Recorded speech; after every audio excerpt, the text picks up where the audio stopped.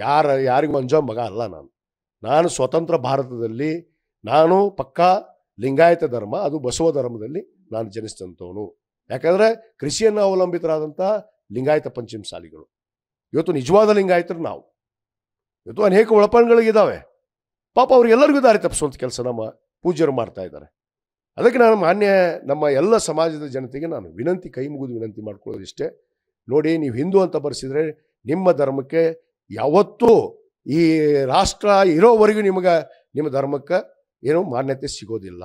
ಇವತ್ತೇನಾದರೂ ನಮ್ಮ ಧರ್ಮಕ್ಕೆ ಮಾನ್ಯತೆ ಸಿಗಬೇಕು. ಇವತ್ತು ಕೇವಲ 11 ಧರ್ಮಗಳದಾವೆ ಈ ರಾಷ್ಟ್ರದಲ್ಲಿ. ಆ 11 ಧರ್ಮಗಳನ್ನು ಹೊರತುಪಡಿಸಿ ಲಿಂಗಾಯತ ಧರ್ಮ ಇಲ್ಲ. ಲಿಂಗಾಯತ ಧರ್ಮ ಕೇವಲ ಕರ್ನಾಟಕದಲ್ಲಿ ಅಷ್ಟೇ ಅಲ್ಲ, ಇವತ್ತು ಆಂಧ್ರದಲ್ಲಿದೆ, ತೆಲಂಗಾಣದಲ್ಲಿದೆ, ಇವತ್ತು ತಮಿಳುನಾಡಿನಲ್ಲಿದೆ, ಗುಜರಾತ್ನಲ್ಲಿದೆ, ಇಡೀ ಭಾರತ ದೇಶದಲ್ಲಿ ಮೂಲೆ ಮೂಲೆಯಲ್ಲಿ ಇದೆ.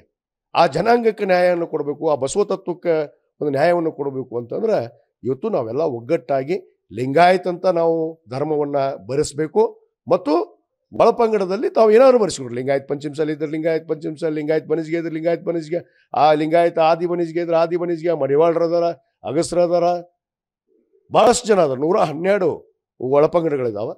ದಯವಿಟ್ಟು ಇವ್ರ ಮಾತನ್ನು ಕೇಳಿ ತಪ್ಪು ಹಾದಿಯನ್ನು ನಡಿಬೇಡ್ರಿ. ಯಾವತ್ತೂ ನಿಮಗೆ ಪ್ರತ್ಯೇಕ ಧರ್ಮಕ್ಕೆ ಮಾನ್ಯತೆ ಸಿಗಬೇಕು ಅಂದ್ರೆ ಅದು ಲಿಂಗಾಯತ ಅಂತಲೇ ಬರೆಸ್ಬೇಕು ಧರ್ಮದ ಕಾಲಮ್ದಲ್ಲಿ. ಈ ಥರ ಯಾಕೆ ಬರೆದಿದ್ದಾರೆ ಅವರು? ಈ ಥರ ಅಂತ ಅನ್ನೋದನ್ನ ತಪ್ಪು ಹೇಳ್ತಾ ಇದ್ದಾರೆ ಇವರು. ಹಿಂದೂ ಅಂತ ಬರೆಸಿದ್ರೆ ಮಾತ್ರ ನಿಮಗೆ ನಾಳೆ ಮೀಸಲಾತಿ ಸಿಗುತ್ತಾ, ಕೇಂದ್ರ ಸರ್ಕಾರದಲ್ಲಿ ಮಾನ್ಯತೆ ಸಿಗುತ್ತಾ? ಇವರೆಲ್ಲ ಪ್ಲ್ಯಾನ್ ಇದು ಭಾರತೀಯ ಜನತಾ ಪಕ್ಷ ಮತ್ತು RSS ಮಾಡಿರುವಂಥ ಒಂದು ಹುನ್ನಾರ.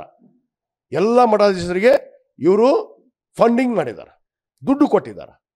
ಅವ್ರು ಹಿಂಗೆ ಹೇಳಬೇಕು. ಮತ್ತು ಅಲ್ಲಿ 4 ಜನ ನಾಯಕರನ್ನು ಬಿಟ್ಟಿದ್ದಾರೆ. ನೋಡಿದ್ರಲ್ಲ, ಒಬ್ಬ ನಾಯಕ ಹೇಳ್ತಾನ, ಉಚ್ಚಾಟನೆ ಆದರೂ ಇನ್ನೂ ಬಿಡೋವಲ್ಲ, ಉಚ್ಚಾಟನೆ ಮಾಡ್ಯಾರ ಅವ್ರ ಪಕ್ಷದಿಂದ. ಮತ್ತು RSS ಅಲ್ಲಿ ಹಿನ್ನೆಲೆ ಐತಿ ಅವರಿಗೆ.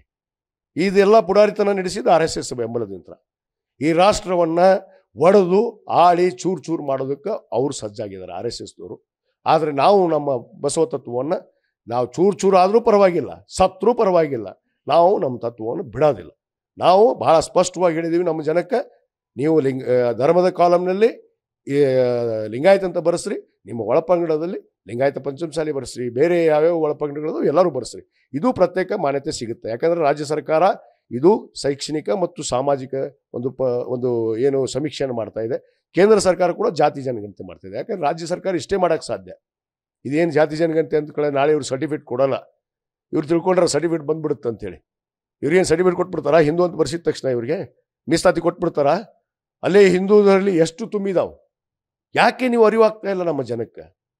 ನಾವು ಯಾವ ತತ್ವದ ಮೇಲೆ ಬೆಳೆದ್ವಿ ಅನ್ನೋದನ್ನು, ನಿಮ್ಮ ಪೂರ್ವಜರು ಯಾವ ರೀತಿ ಬೆಳೆದ್ರು, ನಾವು ಯಾವ ರೀತಿ ಬೆಳೆದ್ವಿ ಅನ್ನೋದನ್ನು ಪರಿಶೀಲನೆ ಮಾಡಿರಿ. ನಿಮ್ಮಲ್ಲೇ ಇತಿಹಾಸ ಇದೆ, ನಿಮ್ಮ ಮನೆಯಲ್ಲೇ ಇತಿಹಾಸ ಇದೆ. ಯಾರೋ ಒಬ್ಬ ಅಂಧಭಕ್ತನಾಗಿ ಯಾವನೋ ಒಬ್ಬ ಹೇಳ್ತಾನ, ಯಾರೋ ಒತ್ತಾಯ ಮಾಡ್ತಾರ ಈ ನಾಯಕರುಗಳು. ತಮ್ಮ ವೈಯಕ್ತಿಕ ಸ್ವಾರ್ಥಕ್ಕೆ ಮಾಡ್ತಿರುವಂಥ ಹುನ್ನಾರ ಇದು ಹಿಂದೂ ಅಂತ ಬರೆಸುವಂಥದ್ದು. ನಮ್ಮ ಪೂಜ್ಯರ ಮಾತನ್ನು ದಯವಿಟ್ಟು ಕೇಳಬೇಡ್ರಿ. ನಾನು ಭಾಳ ಸ್ಪಷ್ಟವಾಗಿ ನಮ್ಮ ಸಮುದಾಯದ ಜನತೆಗೆ ಹೇಳ್ತೀನಿ. ಯಾಕಂದರೆ ಸಮಾಜದಲ್ಲಿ ಜನಿಸಿದ ಅಂದಮೇಲೆ ಸಮಾಜದ ಕಳಕಳಿ ಇದೆ, ಸಮಾಜಕ್ಕೆ ನ್ಯಾಯ ಕೊಡಬೇಕು ಅನ್ನೋ ನನ್ನ ಆಸೆ ಇದೆ. ಎಲ್ಲರಿಗೂ ಇವತ್ತು ಸಮಾನತೆ ದೊರಕಬೇಕು, ಎಲ್ಲರಿಗೂ ಮೀಸಲಾತಿ ಅವಶ್ಯಕತೆ ಇದೆ. ಅದನ್ನು ಮಾಡೋದಕ್ಕೆ ನಮ್ಮ ನಾಯಕರು ಮುಂದಾಗಿದ್ದಾರೆ, ನಮ್ಮ ಸರ್ಕಾರ ಕೂಡ ಮುಂದಾಗಿದೆ. ಖಂಡಿತವಾಗಿ ಮುಂದಿನ ದಿನಗಳಲ್ಲಿ ತಮಗೆ ಅರ್ಥ ಆಗುತ್ತೆ. ದಯವಿಟ್ಟು ಈ ತಪ್ಪು ಹೆಜ್ಜೆಯನ್ನಿಟ್ಟು ನಾಳೆ ಪಶ್ಚಾತ್ತಾಪ ಪಡಬಾಡ್ರಿ ಅಂತೇಳಿ ನಾನು ವಿನಂತಿ ಮಾಡ್ಕೋತೀನಿ. ಇದು ಕೇವಲ ನಿಮ್ಮನ್ನು ಹೆದರಿಸಿ ಬೆದರಿಸಿ ಮಾಡುವಂಥ ವ್ಯವಸ್ಥೆ ಇದು. ಅದಕ್ಕೆ ದಯವಿಟ್ಟು ತಾವು ಯಾರೂ ಬಗ್ಗಬಾರ್ದು ಅನ್ನೋದನ್ನು ನಾನು ರಾಜ್ಯದ ನಮ್ಮ ಲಿಂಗಾಯತ ಧರ್ಮದಲ್ಲಿ ಲಿಂಗಾಯತರನಿಸಿಕೊಂಡವ್ರಿಗೆ ನಾನು ಹೇಳಕ್ಕೆ ಇಚ್ಛೆಪಡ್ತೀನಿ.